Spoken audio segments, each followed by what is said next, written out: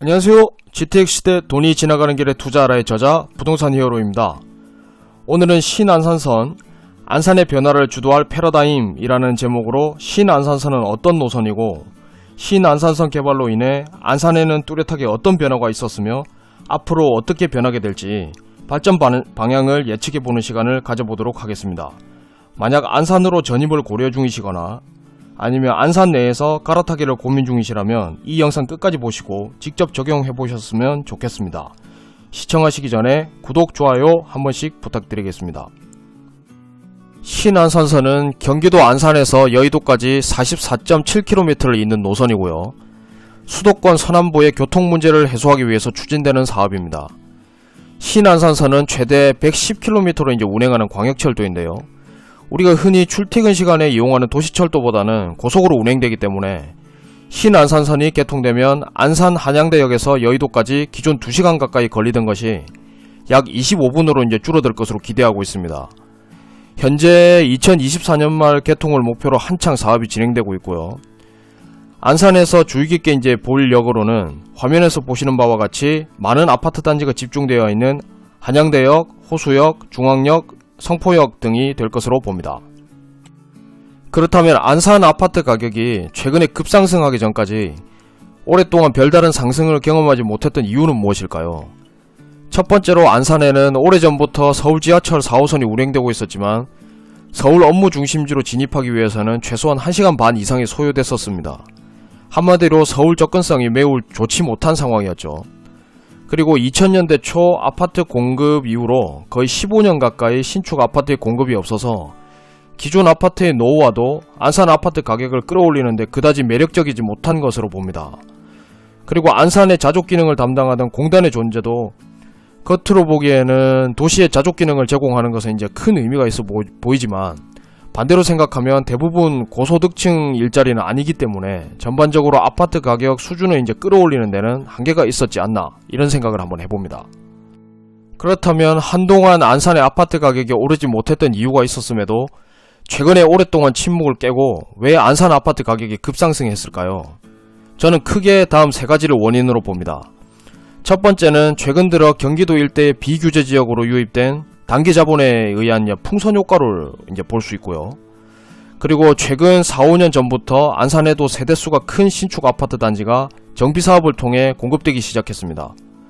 그리고 결정적으로 신안산선이라는 초대형 호재로 인해서 그동안 안산의 가장 고질적인 문제였던 서울 접근성이 획기적으로 좋아지는 것을 들 수 있습니다. 한마디로 지금까지 안산이 가지고 있던 문제들을 해결함으로써 본격적으로 아파트 가격이 움직이기 시작했다 이렇게 볼 수 있습니다. 자, 그럼 오랜 고질적 문제가 해결되었다고 해서 최근에 안산 아파트 가격이 모두 급격하게 상승을 했을까요? 제가 지난 영상에서도 자주 언급을 해드렸다시피 같은 안산이라고 하더라도 입지와 개발 호재에 따라서 아파트 가격 상승폭은 당연히 차이가 있었을 것입니다. 그렇다면 이제 세부적으로 들어가서 각 입지마다 어떤 차이가 있고 앞으로 안산에서 현재의 편리함과 그리고 향후 미래까지 생각하려면 어떤 아파트를 매입을 해야 하는지 자세하게 한번 살펴보도록 하겠습니다. 지금 보시는 표는 신안산선 동일 신설역의 역세권 범위 내에 들어오는 2개의 아파트 단지를 비교한 것입니다. 왼쪽에 보시는 안산 레이크타운 프루지오가 오른쪽에 보시는 안산 프루지오 1차보다 역에 조금 더 가깝기는 하지만 두 단지 모두 역과 300m 이내로 들어오는 초역세권 단지이고 1000세대 이상의 단지입니다. 표를 보시면 2016년에 준공한 레이크타운 프루지오는 최근에 1-2개월 사이에 1억 5천만원 이상 급격하게 상승한 것을 알 수 있습니다.